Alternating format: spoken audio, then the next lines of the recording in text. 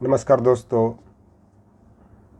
पश्चिम बंगाल के इलेक्शन के बाद ये भारत में ही नहीं विश्व में यह चर्चा छिड़ी हुई है कि भारत के सियासी तापमान में, भारत की राजनीति के गर्माहट में मुस्लिमों की भागीदारी कम होते जा रही है या मुस्लिम प्रतिनिधित्व कम होते जा रही है। तो इसका जो कारण बताया जा रहा है वो अपने अपने तरह से अनुमान लगा रहे हैं, लेकिन मेरा अनुमान यह है कि भारत के सियासत में, भारत की राजनीति में मुस्लिमों की भागीदारी कम नहीं हुई है।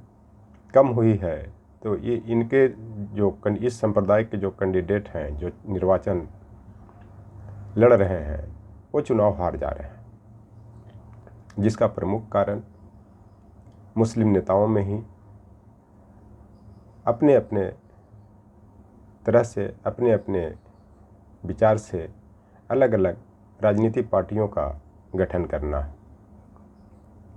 इसके अलावा भारतीय जनता पार्टी के द्वारा मुस्लिम को निर्वाचन में टिकट नहीं देना,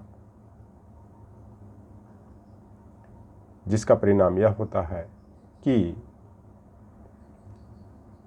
निर्वाचन में जो भारतीय जनता पार्टी के विरोध में जो दल हैं, जो मुस्लिम प्रतिनिधि को टिकट देते हैं, वो हार जा रहे हैं। क्योंकि आज अब विगत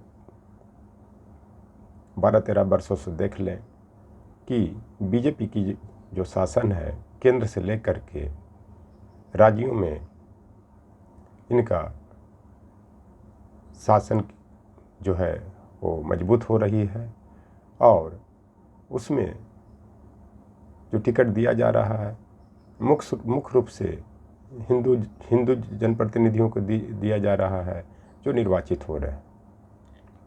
तो यह कहना कि भारतीय सियासत में, भारत की राजनीति में मुस्लिमों की भागीदारी कम होता जा रहा है, यह गलत है।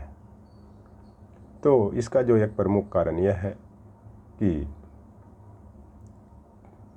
जो असुद्दीन ओवैसी हैं, हुमायूं कबीर हैं, और इस तरह के जो भी मुस्लिम जो नेता हैं, चाहे वो केरला में हो, चाहे असम में हो, चाहे पश्चिम बंगाल में हो, चाहे बिहार में हो, जो अपने अपने पार्टी से जो उम्मीदवार खड़ी कर रहे हैं, उससे उनका जो है भागीदारी भी कम हुई है, वर्चस्व भी कम हुई है, क्योंकि उनके कैंडिडेट जीत नहीं रहे हैं। तो इस संदर्भ में कहा जाता है कि फूट डालो और शासन करो, और आपती मरे तो खुदा क्या करे।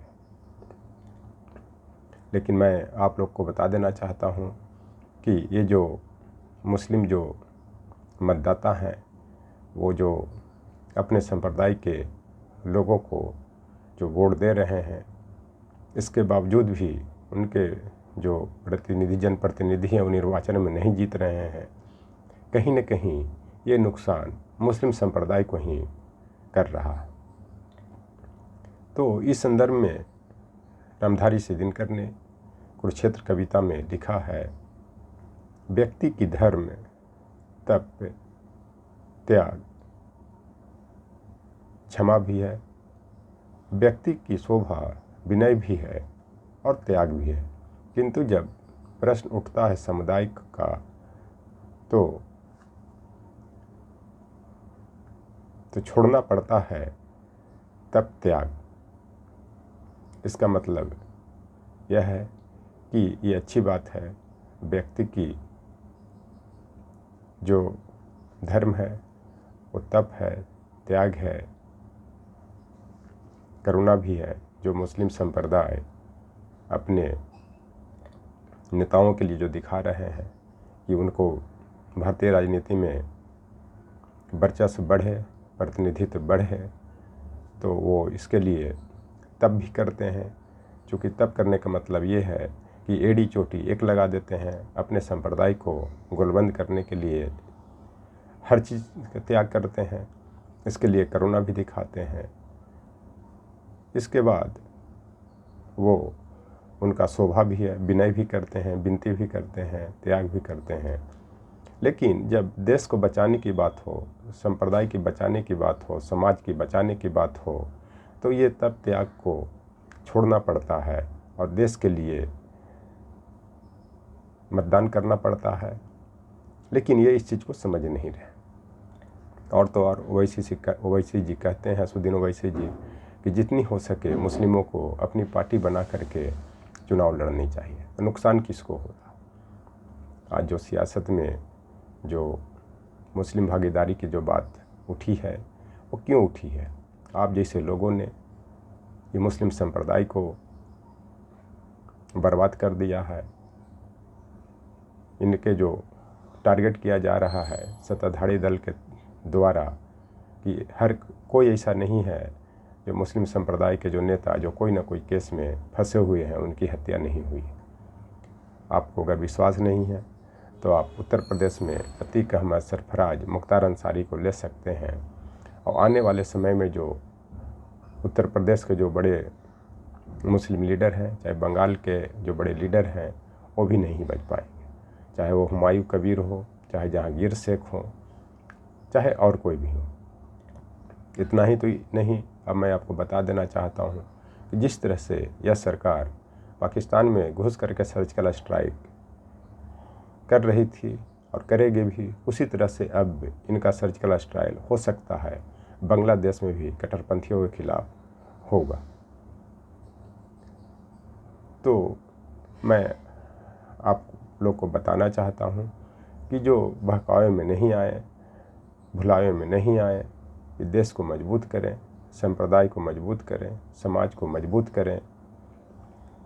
अगली बात मैं बताना चाहता हूँ कि क्या हुमायूं कबीर हों जो बाबरी मस्जिद का वहाँ पे नींव रखा, हो सकता है कि आपको भी उसी बाबरी मस्जिद में इस सरकार के द्वारा दफन न कर दिया जाए।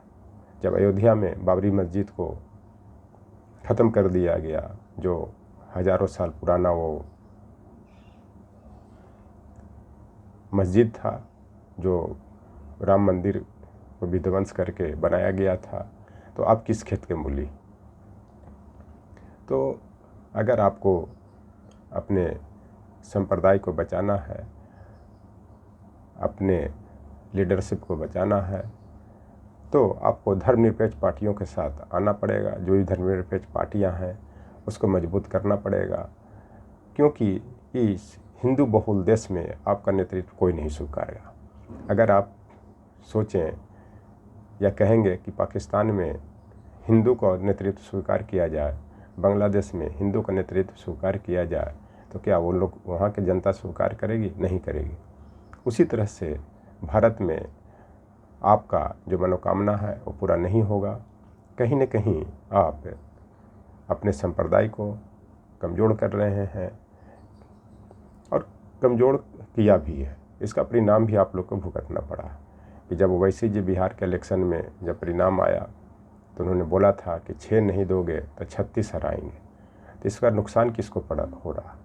अब आप जो भी बिहार के सीमांचल इलाका में या बांग्लादेश के सीमांचल इलाका में या कई जगह जो मदरसा मस्जिद बने हुए हैं, अब उस पर बुलडोजर चलेगा। आप रोक लीजिए, कितने लोग को वो बंगाल, बिहार छोड़ करके भागना पड़ेगा।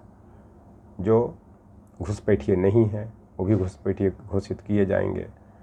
और इतना ही नहीं, जो वहाँ पे आप लोगों ने जो अवैध तरीके से जो ज़मीन कब्जा किए हुए हैं, जो लोगों को, गरीब तबके को उत्पीड़न करते थे या नहीं करते थे, उनको समझ में आ जाएगा कि ये जो राजनीति है क्या है, और राजनीति पावर के सामने सब पावर फेल है। इसी संदर्भ में पटना के रहने वाले बिस्मिल अजीमाबादी ने एक गज़ल गाया था, खून से खेलेंगे होली, देश खतरे में है, सरफरोशी की तमन्ना अब हमारे दिल में। इसी को क्रांतिकारी राम प्रसाद बिस्मिल ने कहा था, सरफरोशी की तमन्ना अब हमारे दिल में है, देखना है दम कितना बाजुए कातिल में।